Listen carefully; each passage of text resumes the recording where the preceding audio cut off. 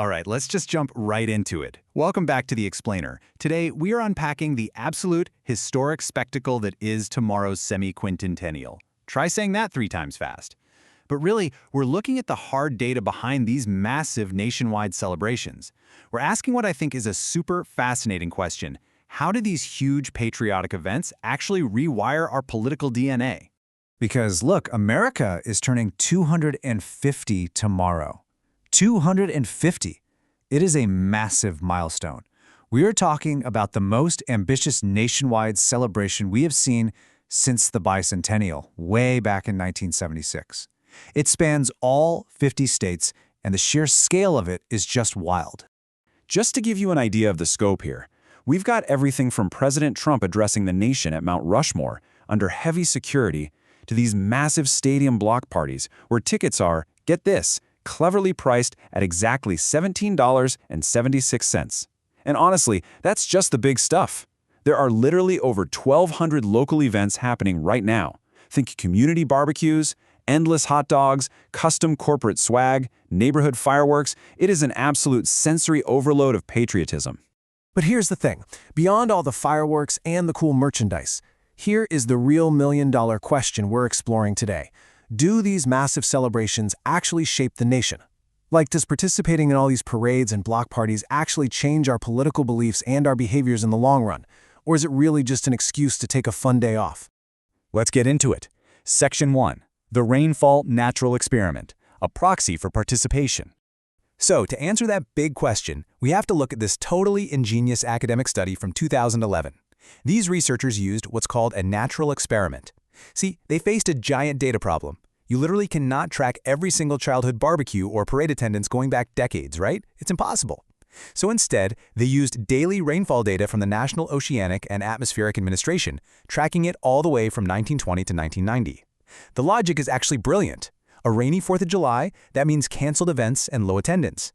A totally rain-free 4th, boom, you've got parades, BBQs, and high participation. Rain literally became their proxy for whether or not someone celebrated. Now you might be wondering, why does weather matter so much for a study? Well, this random exogenous variation in rainfall isolates the true causal effect of the holiday. It separates the impact of simply going to a celebration from a family's pre-existing patriotism or political leanings, right? Like, if a family is super patriotic, they're probably always going to want to go. But if it pours down rain, they can't. So using this random weather data lets behavioral scientists see what the celebration itself actually does to a developing mind. Which brings us to Section 2, Shaping Political Preferences, the long-term partisan shift. When you look at how these childhood experiences shape the adults of tomorrow, the results are honestly mind-blowing. The data shows a very specific partisan shift. They found that experiencing just one rain-free 4th of July before you turn 18 increases your likelihood of identifying as a Republican at age 40 by 2.1%. Let that sink in. That is a permanent shift in political identity triggered simply by having sunny weather on a national holiday when you were a kid. And it doesn't just stop at how you identify. This childhood exposure translates directly to the ballot box. One rain-free 4th of July in your childhood creates a solid 4% increase in the share of people actually voting for the Republican candidate by the time they hit age 40. Now, 4% might sound somewhat small, but the researchers noted that when you scale that up, it equates to a massive number of actual votes nationwide over time. Now, just to be completely neutral and clear about what this data actually means for our political landscape, it is not about polarization. The researchers found absolutely zero corresponding increase in Democratic or independent identification. The phenomenon just specifically shifts preferences toward the political right. But crucially, it does not increase overall political polarization. It just moves the needle in one very specific direction based on that childhood exposure. All right, moving on to Section 3, Boosting Voter Turnout. Civic duty beyond partisanship. Because there is another incredible finding from this study, and it's not just about which party you end up voting for, it's about whether you even engage with the democratic process at all. They found that one sunny 4th of July in childhood increases overall voter turnout in adulthood by nearly 1%, 0.95% to be exact. Again, that might sound tiny, but spread that out across the entire voting population of the United States, that is a massive boost in democratic participation, and it all stems from sunny holiday parades. And this civic boost, it goes way beyond just casting a ballot on Election Day. Experiencing these celebrations as a kid actually increases your likelihood of donating to political campaigns, going to rallies, attending meetings, and even working for political parties as an adult. It's almost like the holiday acts as a training ground, turning these little childhood parade goers into highly active, engaged adult citizens. Section 4. Critical ages in childhood, when the impact hits hardest. So you're probably thinking, does it matter how old the kid is when they're sitting on the curb watching this sunny 4th of July parade? The answer is absolutely yes. When we look at the timeline of human development, for toddlers ages 0 to 2, there's basically no significant impact. They just don't process the event yet.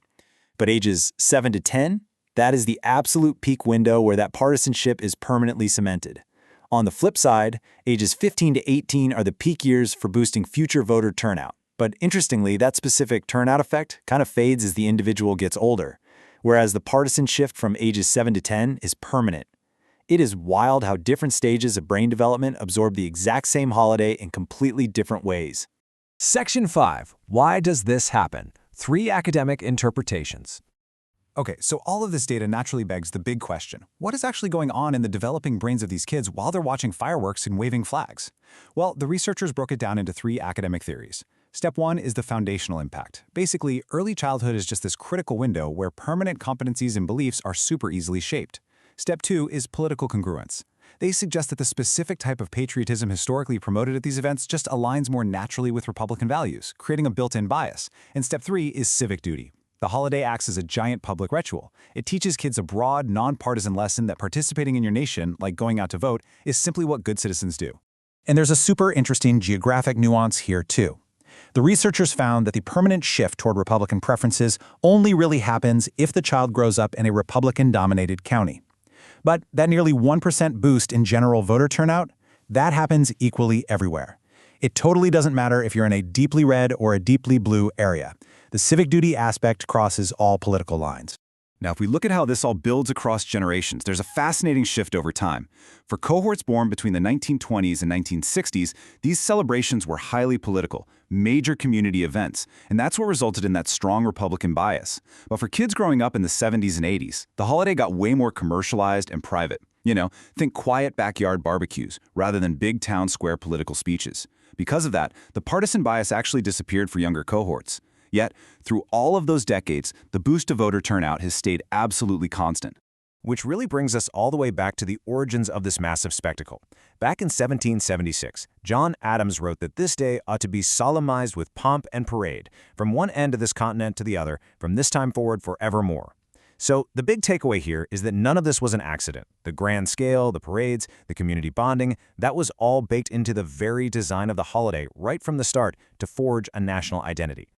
So here we are, standing right on the eve of America 250, with presidents speaking, millions of people buying $1776 tickets, and endless corporate swag being handed out to kids across the entire country. And we have to ask ourselves, how will the massive, unprecedented spectacle of tomorrow shape the voters of 2050? Because the data tells us, without a doubt, they are watching and it is wiring their civic minds. Thanks so much for joining me on this explainer, and I will catch you on the next one.